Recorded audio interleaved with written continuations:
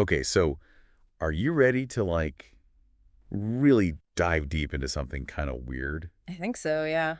What do we have? Well, today we're looking back at the year 2015, 2015, okay. but not like through big news stories or anything like that. Oh, okay. We found this top 10 reasons to hate the year 2015 list Interesting. on the top 10's I website. know that website, yeah. Yeah, where people vote and comment and Uh-huh. make lists about anything and everything. Right. Yeah, and it's so fascinating. It's like I don't know, it's like this digital time capsule. It's like, Yeah.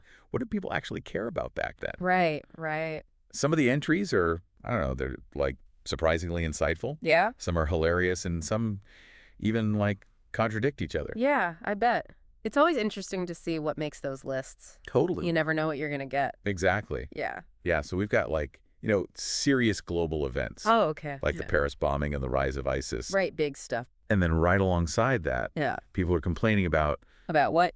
like Roblox being overrun with FPS games. Oh, wow. So, like, very specific. Very specific. And that Cartoon Network shows were getting quote unquote dumber. Ah, the classic complaint Right, right. from every generation. Yeah. Yeah. So it's this wild mix, but like, what do you think Yeah. this says about like how people were processing the world back then?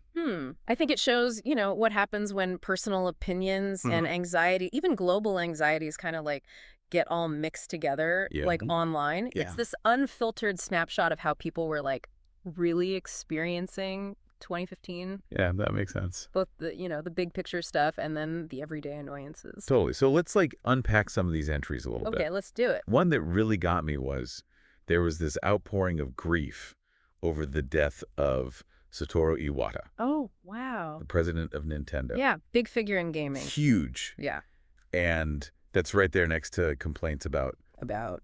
the stupid new Google logo. So it's like grief and then just like minor annoyance.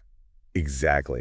What do you make of that? Well, it makes me think about parasocial relationships. Parasocial. Yeah, it's like maybe some people listening aren't familiar, but it's basically this like one-sided bond Oh, wait. that we form with figures in entertainment or media. Mark celebrities or something? Yeah, celebrities or YouTubers, even like tech CEOs. So even if you never like meet them in person, Right. you still feel this connection to them. Exactly. They kind of become part of your life, Because their work or whatever. Yeah, through the content they make, the products they represent. Mhm. So when someone like Iwata dies, who had this massive impact on gaming, Yeah. it can feel really personal. Like you're losing a friend. Exactly. Wow. Okay. So speaking of cultural shifts, Yeah. there's another entry on this list that's really interesting. Okay. It mentions like the seeds of Undertale's fandom Yeah. being planted in 2015. Oh, Undertale, right. It's almost like a prophecy or something. Yeah. Like hinting at all those, super passionate, Right. sometimes controversial fan communities that would pop up. Yeah, for sure. What do you think about that? It's a good example of how, like, online fandoms, Uh-huh. they often start with just pure enthusiasm. People love something together. Yeah, exactly. Yeah. But they can change and become More complicated. Yeah, way more complicated. It's Yeah. like they develop their own, I don't know, Right. their own kind of dynamic. Like our little worlds. Yeah, exactly. Their own inside jokes, their own way of interacting. Yeah. And sometimes those same things that bring people together, Mm-hmm. they can also cause conflict and division. It's like a little microcosm of society. Yeah, pretty much.